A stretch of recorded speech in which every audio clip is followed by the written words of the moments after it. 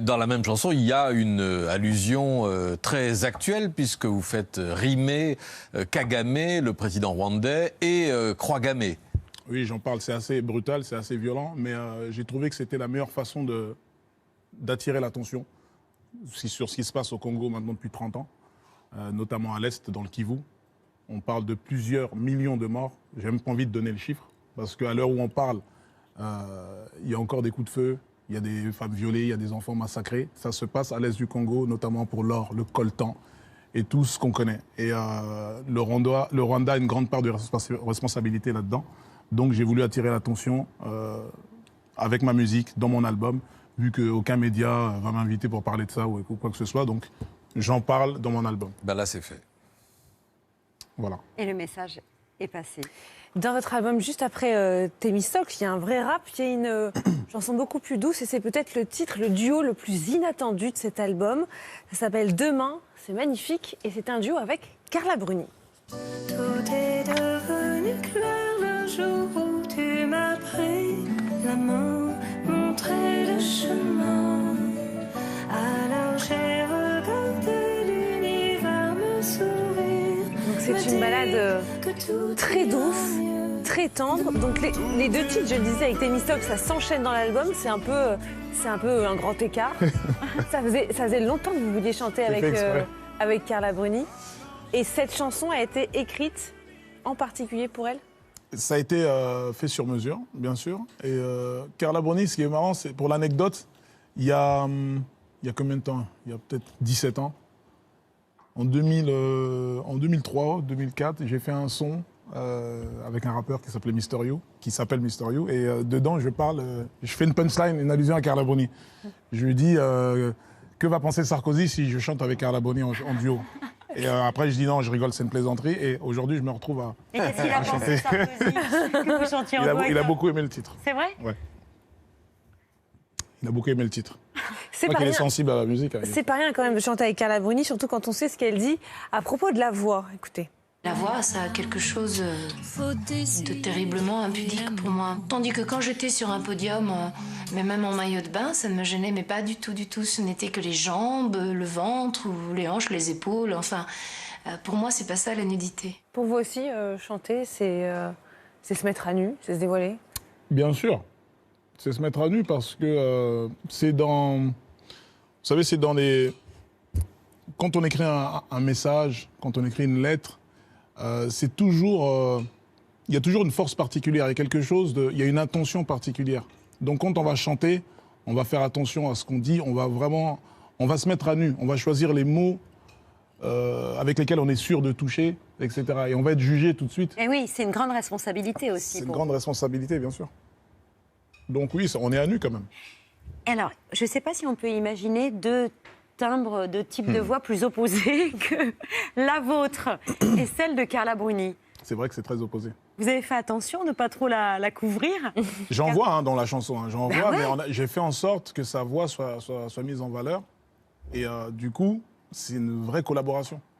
Elle n'est pas là, elle n'est pas juste là. Oui. On l'entend vraiment, quoi. Dans ce nouvel album, Gibbs, on découvre aussi que votre vie est à certains moments beaucoup plus simple que ce qu'on peut imaginer. Je pense à ce que vous évoquez après la tournée de 2019, le Stade de France. C'est la fin de cette tournée énorme. 43 zéniths, le Stade de France, bourré à craquer. Et après ce concert, vous finissez vraiment devant une série avec un bol de Nesquik. C'est vrai? C'est fascinant. Ça peut paraître dingue, mais c'est la réalité. J'ai fini donc avec une marque de gâteau très connue. Ouais. Trempé dans un lait très connu. Avec un chocolat très connu. Dans un carré qui fait chauffer les trucs très connus, une marque très connue aussi. Et je me suis placé avec une petite couverture devant la série. Et parce que tu réalises pas à ce moment-là, on est encore en état de choc. J'attends le contre-coup. Et c'est le lendemain que je me réveille et je me dis waouh. Une série et un bol de Nesquik après le Stade de France. Je me demande ce que vous allez faire après avoir chanté pour la cérémonie de clôture de la Coupe du Monde de football du Qatar. C'est le 18 décembre prochain devant 1 milliard de téléspectateurs. On va passer au Tony Malte. 1 milliard de téléspectateurs. Juste quelques images pour nous mettre dans l'état d'esprit.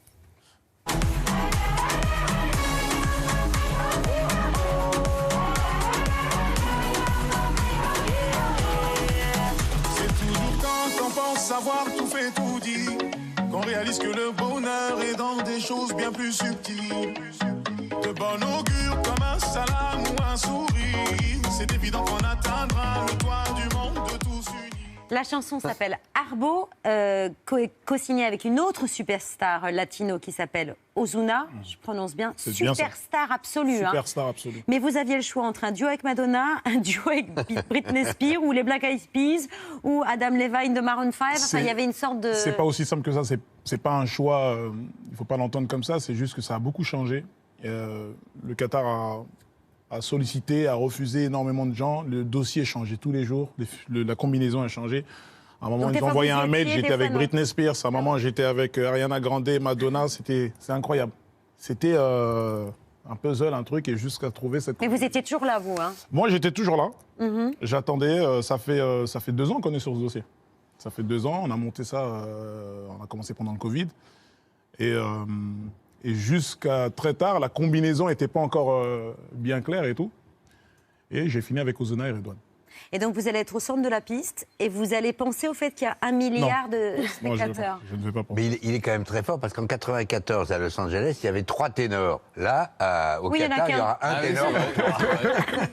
Le 18 décembre, donc. Le 18 décembre. Un baryton Martin, pour être Baryton Martin. précis. Hein. Ça, c'est ce que vous Oui, avez il faut le expliqué, préciser. Roberto Vous vous Alagna. souvenez, hein, ouais. Ah ben, je me souviens très bien. Baryton Martin. J'étais là. Il y a d'autres artistes qui seront présents ce jour-là, mais il y en a d'autres qui ont refusé. Est-ce que vous comprenez pourquoi ils ont refusé? Est-ce que vous pouvez nous expliquer pourquoi vous avez accepté? Moi, j'ai accepté parce que le jour où j'ai accepté, j'étais dans ma maison, je n'avais pas le droit de sortir. On était confinés et on parlait de Coupe du Monde, on parlait d'un moment exceptionnel. Et j'ai accepté. Le contexte était...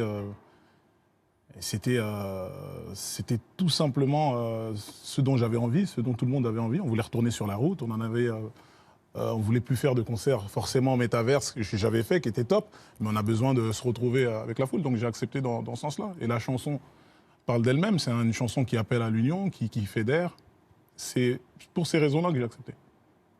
Et le message de la chanson, finalement, il viendra éventuellement contredire tous ceux qui pourront vous dire que vous participez à une Coupe du Monde qui est un peu contestée? Bien sûr, j'espère bien. La chanson vient totalement contredire tout ça. La chanson est claire. La chanson ne prône rien d'autre que l'union. La chanson parle de bonheur, parle Du vivre ensemble. du vivre ensemble. C'est vraiment très clair. Et c'est le message qui conclura. C'est cette Coupe du le Monde. message qui compte et j'espère que c'est ce qu'on va retenir. Et qu'on va un peu se concentrer sur cette coupe, encourager les Bleus, etc. Parce que c'est dingue ce qui se passe quand même. 8e de finale, enfin c'est ouf. Vous pensez qu'on va gagner Moi, il contre y a le potentiel. la Pologne? Ouais. Mais oui, bien sûr qu'on va gagner. Mais la Coupe du Monde aussi, ce serait bien. La coupe. Mais je serai sur le terrain. Si on gagne, faites un gros... Ah ouais, là, je suis sur le terrain, je fais des roues, je fais des... Ouais, je suis sur le terrain avec les Bleus.